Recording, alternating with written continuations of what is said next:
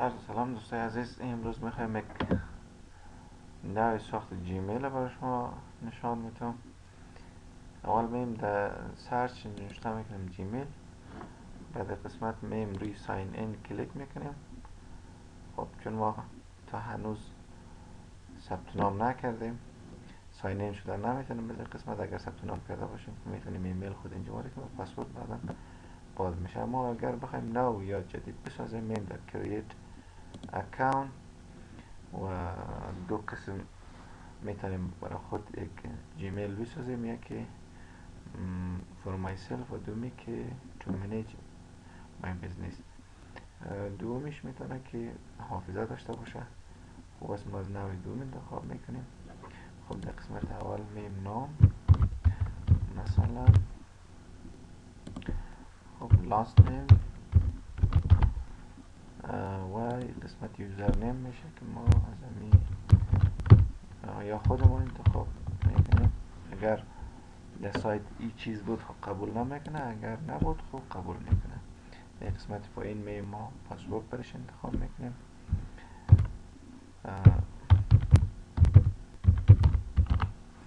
خب این قسمت پاسورد خود دوباره یا کنفرم میکنیم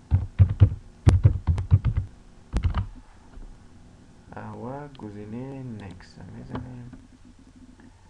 اگر در قسمت نامی که به اینجا داده بود خب چون در سایت وجود داره اما قبول نمیکنه، ما میم از این قسمت فرض میکنیم یک از اینا را که مثلا خوبتر است از بین از اینا انتخاب میکنیم. اینی رو انتخاب میکنم. خب و رینکس کلیک میکنیم.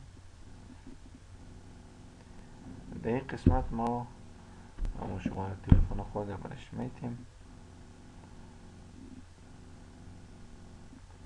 مثلا 4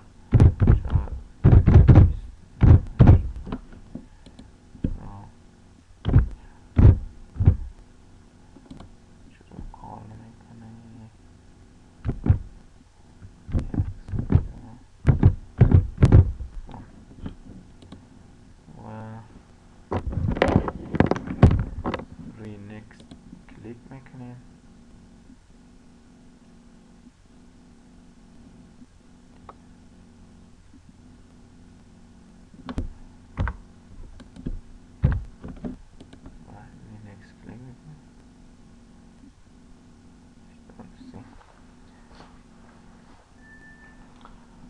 و رمزی که به خود شماره ما میاد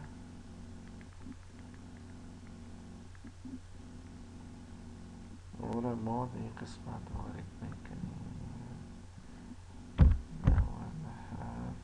23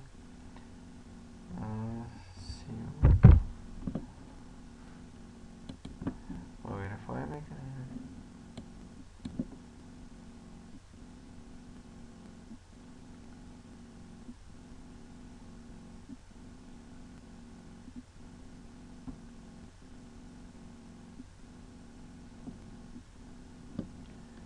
خب این خمور رمزش چرا قبول نمیکنه؟ بله قبول کرد. خب در این قسمت شماره تلفن هم شماره تلفن انتخاب کرده. میتونه ریکاوری ایمیل برش انتخاب کنیم.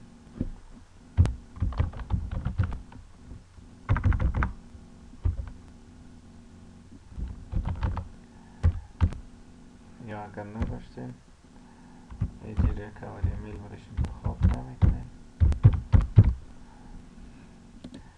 و تاریخ مثلا حالا اپریل و یا 01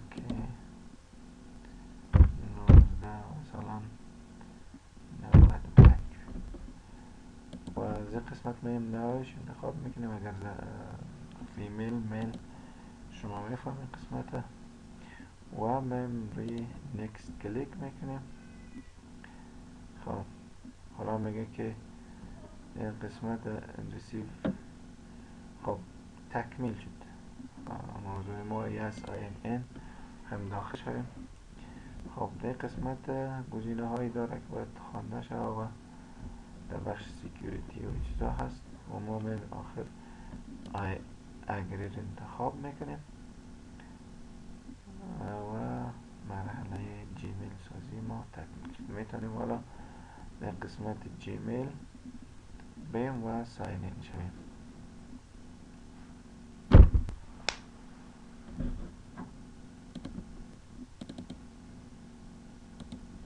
خب این قسمت نوشته است که جیمیل ساین این دوی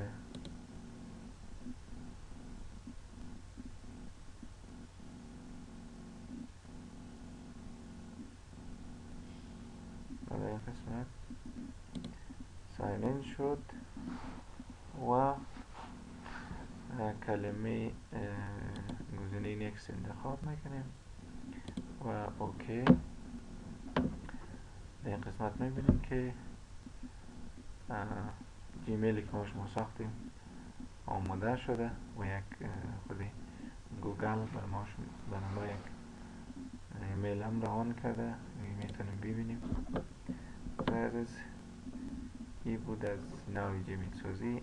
اگر دوست داشتین میتونید که چینل ما را لایک و سابسکرایب هم بکنید. تشکر.